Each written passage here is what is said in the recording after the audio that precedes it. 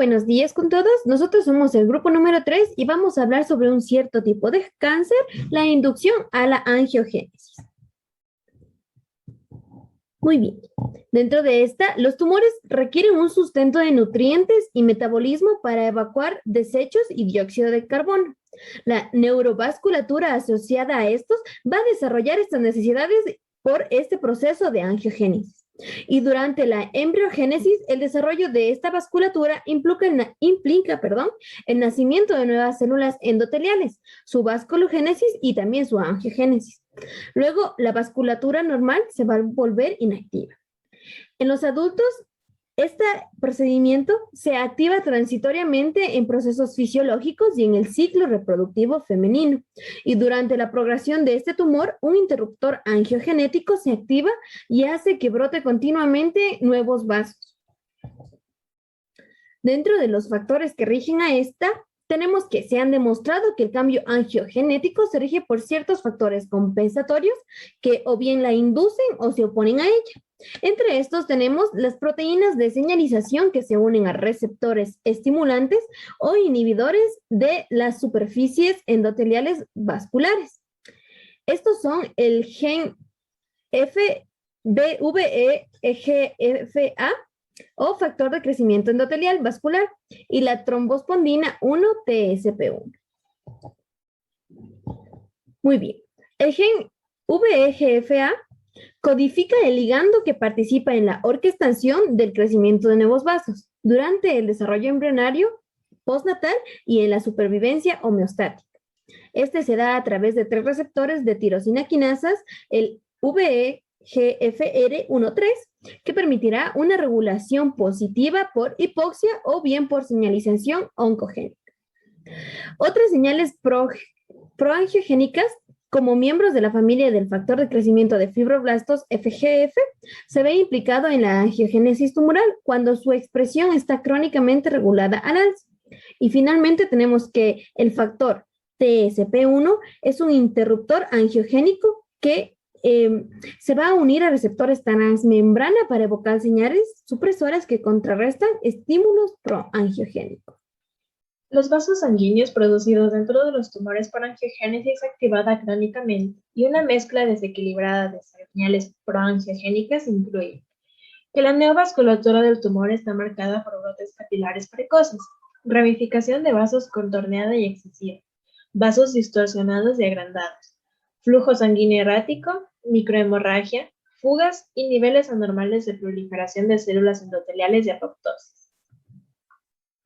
La angiogénesis ha sido asombrosamente investigada en la última década y se ha revelado su activación temprana en la fase microscópica premaligna de la progresión neoplásica durante el desarrollo de múltiples cánceres invasivos e incluso en lesiones invasivas premalignas como displasias y carcinomas in situ de diversos órganos. Investigaciones revelaron que la trombospondina 1, así como los fragmentos de plasmina y colágeno tipo 18, pueden actuar como inhibidores endógenos de la angiogénesis. Además, se incluye la contribución de otros agentes de este tipo, en su mayoría proteínas derivadas de la escisión proteolítica de proteínas estructurales que no son en sí mismas reguladoras angiogénicas. Tales inhibidores sirven en circunstancias normales como reguladores fisiológicos que modulan la angiogénesis transitoria durante la remodelación tisular y la cicatrización de heridas.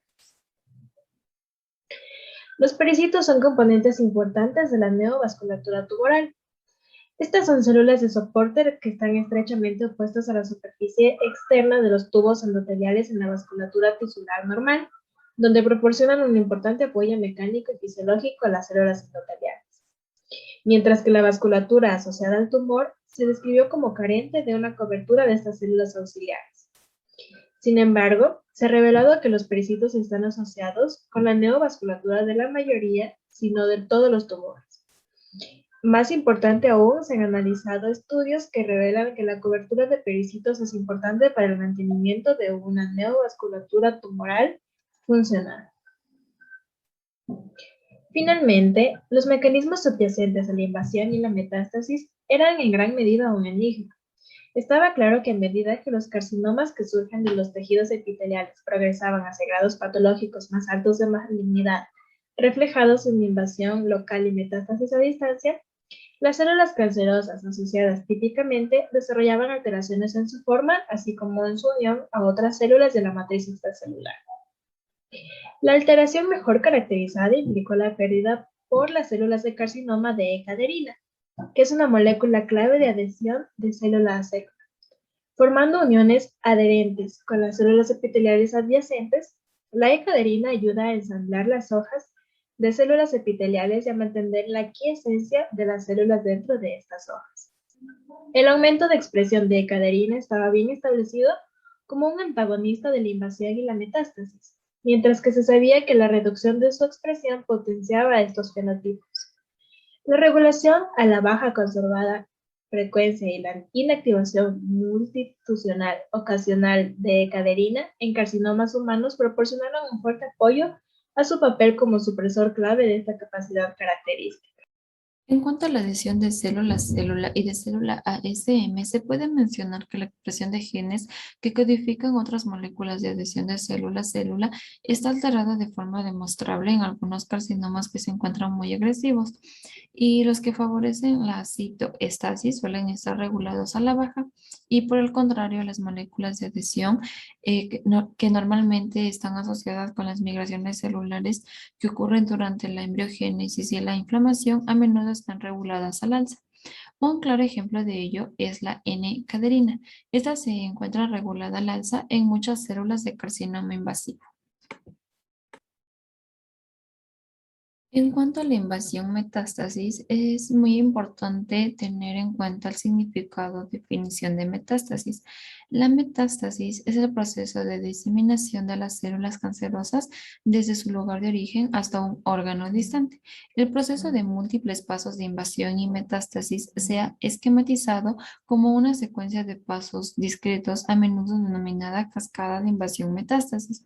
Investigaciones realizadas sobre la capacidad de invasión y metástasis se ha acelerado drásticamente durante la última década a medida que se han expuesto a disposición nuevas y potentes herramientas de investigación y modelos experimentales refinados, y a la vez se han identificado genes reguladores críticos. Si bien sigue siendo un campo emergente repleto de importantes preguntas en respuesta, se ha logrado un proceso muy significativo en delinear las características importantes de esta compleja capacidad distintiva.